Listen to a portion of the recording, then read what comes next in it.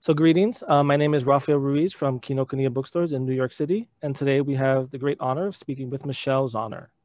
Hello. Michelle Zauner is best known as a singer and guitarist who creates dreamy, shoegazing-inspired indie pop under the name Japanese Breakfast. She has won acclaim from major music outlets around the world for releases like Psychopomp and Soft Sounds from Another Planet. She is the author of her new memoir, Crying in H Mart.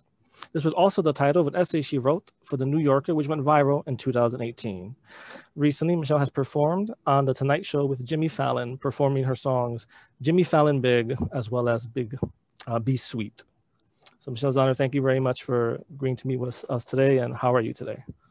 I'm doing great. So first, I just want to start by saying congratulations. I noticed that your book has just made it on the New York Times bestsellers list. And so you deserve every bit of that. I mean, I just finished reading your book and it's absolutely beautiful. And I haven't cried reading the book in a very long time. But when you're writing, how does it feel knowing that you are now also including on all your accomplishments a New York Times bestselling author? How does that feel? It feels very surreal and momentous, like a momentous moment in my life. And yeah, I cried a lot yesterday and celebrated very hard. And I'm very, very proud of myself. And it felt like just a wonderful gift. It's still sinking in, honestly. Still, yeah, because you found out yesterday, right? I found out yesterday. Yeah, my whole publishing team surprised me on a Zoom that I thought was like a tech call. And so I thought I was doing a tech call for a bookstore event, and they all came on to the Zoom with the list, and I just like lost it, just like cried so much because it felt like, like I'd worked so hard on this book, and I had, really just endured so much agony during the time of writing it, what the book is about, that it felt like such a full circle moment where I could just, put that experience to bed in a big way. So it was I was more emotional than I thought I would about it. I mean, that was just a great thing to see when you posted that. I was like, yay.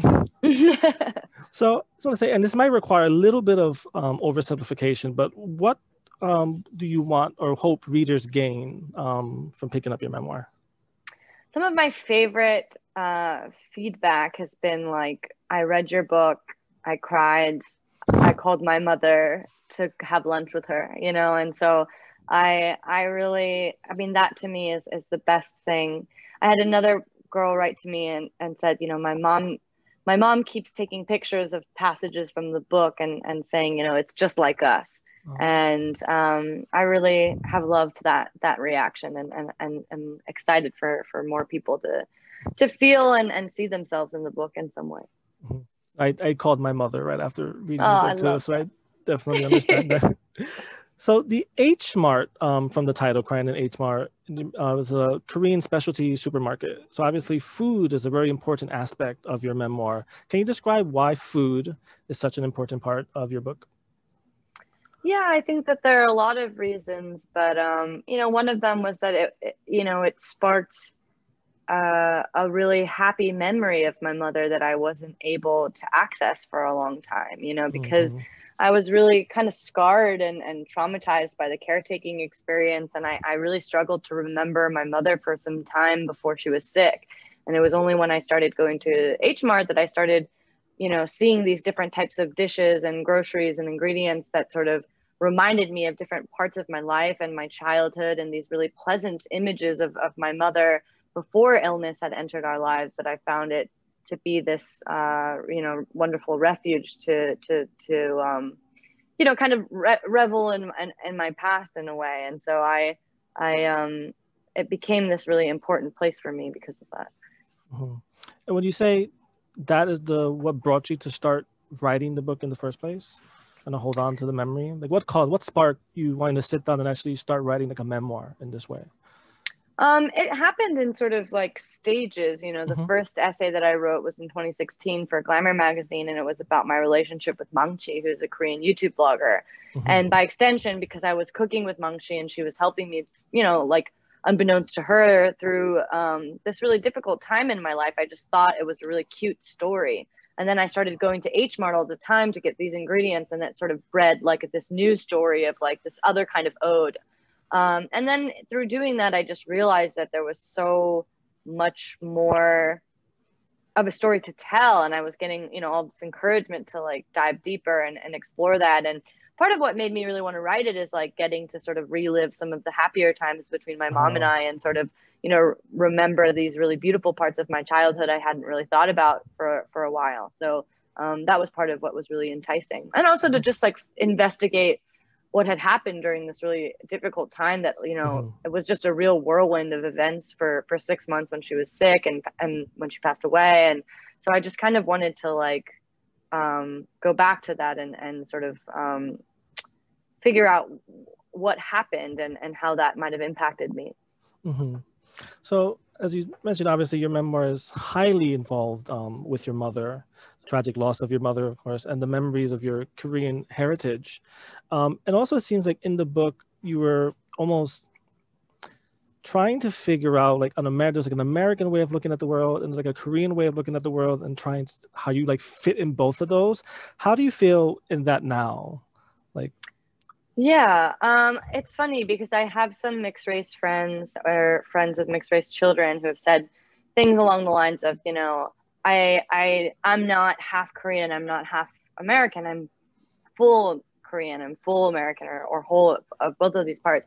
But I actually feel like so much of my identity is actually this feeling of not quite belonging in either of those worlds. And that's like a really big part of like the mixed race identity in my feeling, is that you're like kind of like a cultural vagabond. And so I think for me, that was like a really interesting thing to explore. And I think a natural reason why I became so interested in making art, because I wanted so desperately to experience like understanding and a sense of belonging, that I think I needed to sort of like create that for myself.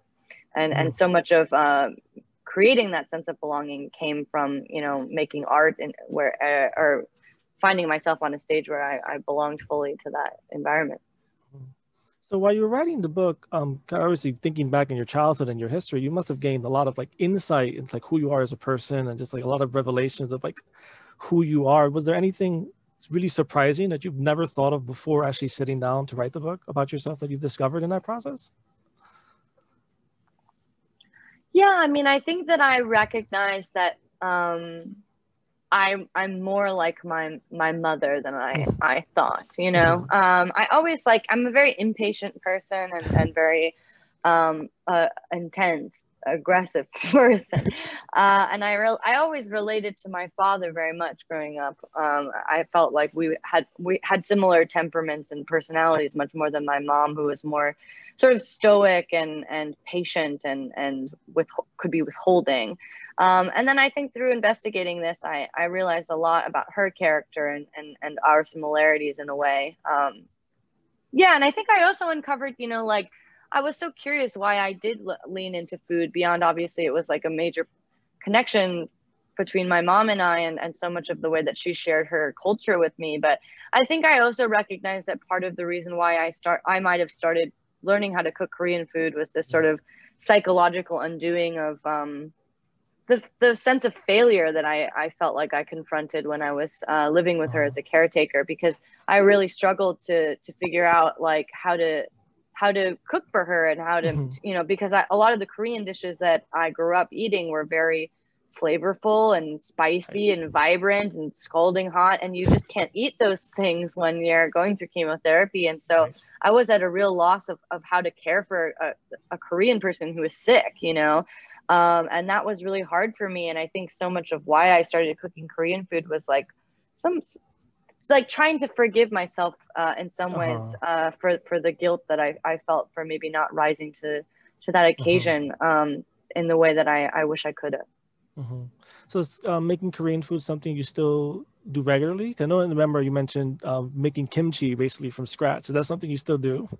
I do that occasionally. I've been so busy that I haven't. I can imagine, I've just been buying my kimchi lately, but I do still eat Korean food very often, and I had some kimchi stew this morning, and it was very soothing. Imagine. So you describe how your mother discovered art later in her life, and you found her art, and when you found her art, it was like a new way to get to know her. Can you talk a little bit about that? I remember I saw in the New York Times article you had it was a picture of you with a painting of your mother. Oh, that right. This pomegranate right here was one of my mom's, and then there's a strawberry up here that she did.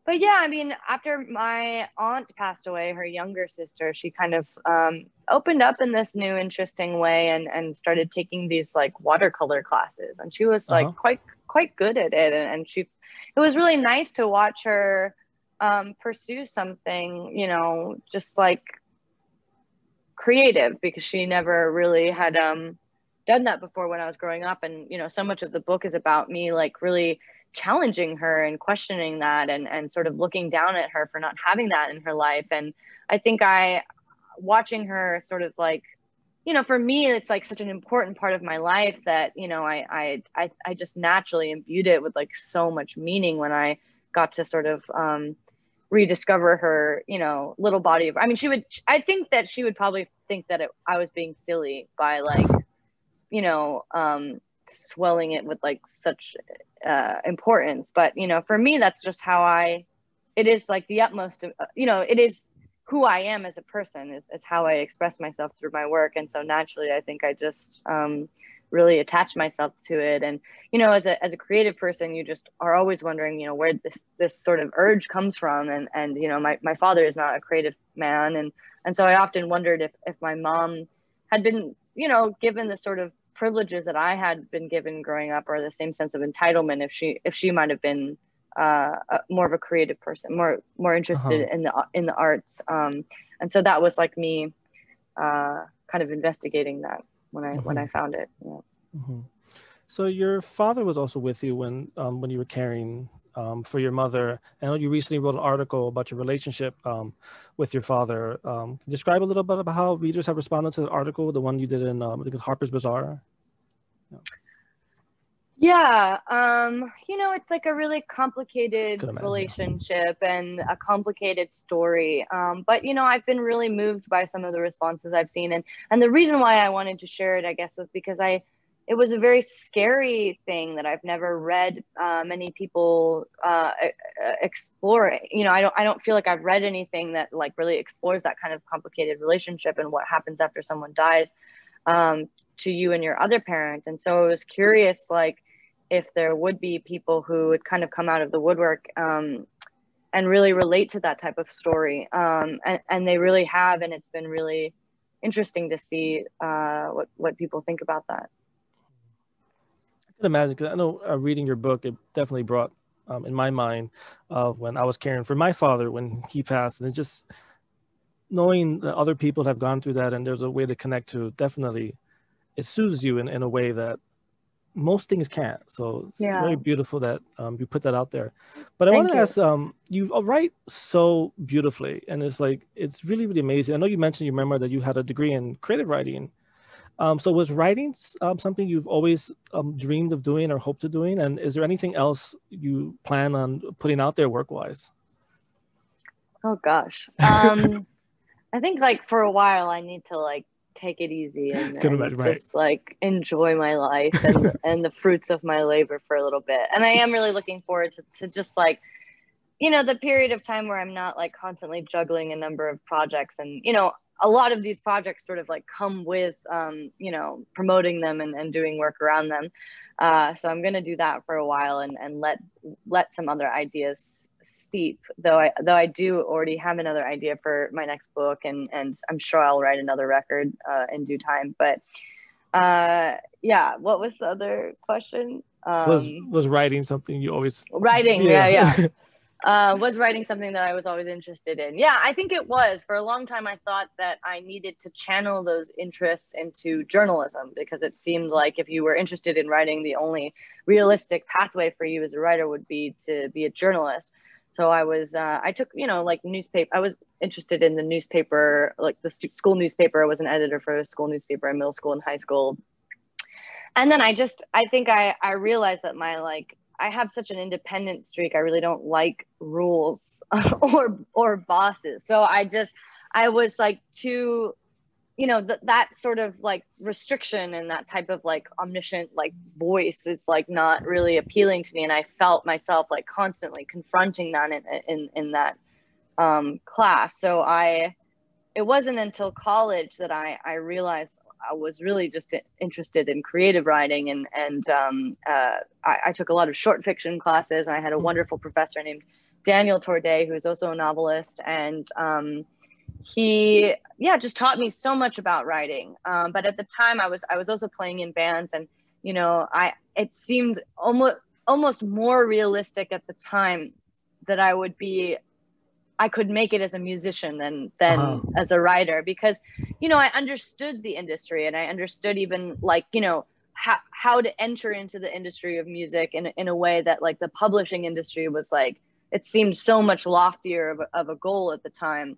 And so after college, I sort of set aside fiction writing and just pursued music for a time. And so I was just really lucky.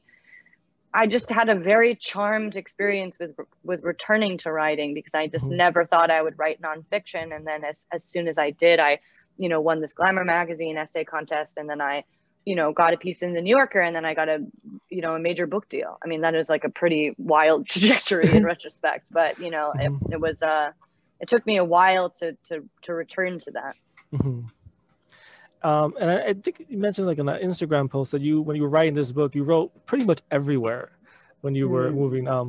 What is one of the most interesting places you found yourself actually working on the book?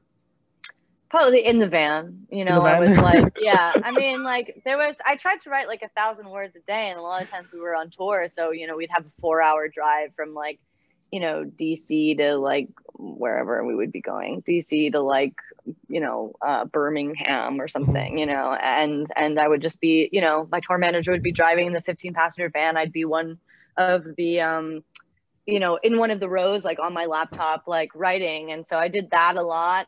I wrote on planes to, you know, on tours through Asia. I wrote in a hotel room in the winter in Beijing. I wrote, you know, in coffee shops, like all over the US, like in between soundcheck and performances, in green rooms. You know, I just was always working initially. And then I took some retreats in Seoul that helped me kind of finish it off. It's like a really, just like the writing of the book seems almost as much of a journey as pretty much as your life has been, which is really kind of awesome. It's a long process. So just changing gears for a moment, what do you think got you into music? Gosh, I don't know. I just fell really hard for it, especially as a teenager. I mean, you know, I guess it's just like a cool thing to get into. And I remember being like 13, 14 and like proclaiming like, I'm going to get into music now. You know what I mean? Like, and then finding your taste, and, you know, like at that age, you just feel things really intensely, and all of your friends are feeling things really intensely, and you're trading like Modest Mouse and Death Cab, you know, compilation discs. And yeah, I mean, I just fell really hard in love with it. And I became obsessed with like everything, not just musicians, but, you know, booking agencies and labels, and making flyers and playing open mics and booking shows. And that whole lifestyle was just really enchanting. And I became just completely obsessed with it. So your musical moniker is Japanese Breakfast, which seems interesting considering your Korean heritage. How did you choose that name? Yeah, I mean, it's just really stupid in retrospect. I was like, it was before my mom passed away. It was before I started writing so much about Korean culture and food. And, you know, it was a side project that I never really anticipated going anywhere. And I had a Tumblr, and I was uploading demos with like animated GIFs of food. And one of them was like this beautiful animated GIF of Japanese breakfast. And I just thought, you know, that is like such a soothing, comforting image that I want people to like wonder what is a Japanese breakfast, and you know, this is what they get to discover. So wanted to throw in, if after hearing all this, someone is still on the fence of whether or not to pick up the memoir or not, how would you pitch it to them?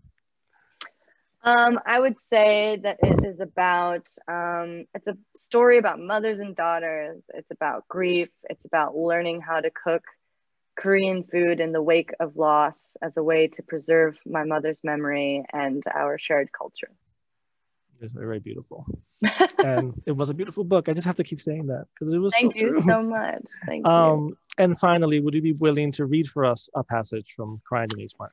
Yeah, I was not prepared for that, but let's see if I can find a good one. Maybe I'll read from the second.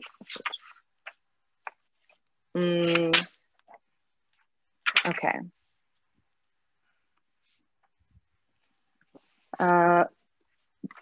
Is 2 pages okay? However long. Yeah, sure. Okay. Or whatever's comfortable for you. Maybe I'll just do 1 page. What I never seem to forget is what my mother ate. She was a woman of many usuals.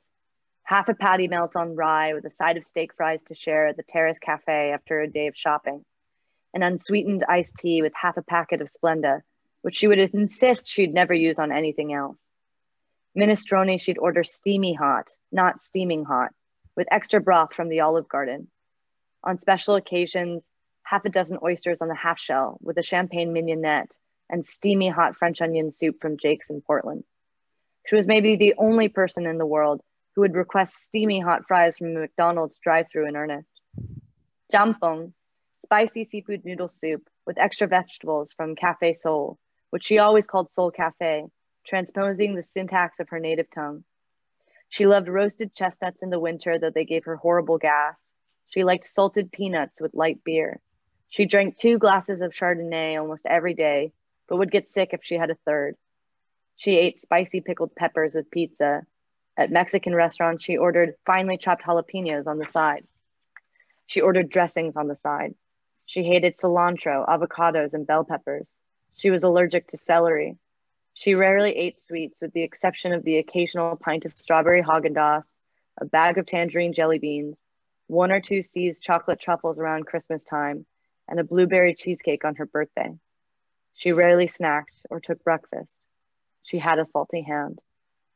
I remember these things clearly because that was how my mother loved you, not through white lies and constant verbal affirmation, but in subtle observations of what brought you joy, pocketed away to make you feel comforted and cared for without even realizing it. She remembered if you liked your stews with extra broth, if you were sensitive to spice, if you hated tomatoes, if you didn't eat seafood, if you had a large appetite. She remembered which banchan side dish you emptied first, so the next time you were over, it'd be set with a heaping double portion, served alongside the various other preferences that made you, you. That was beautiful. Thank you very Thank much you. for that.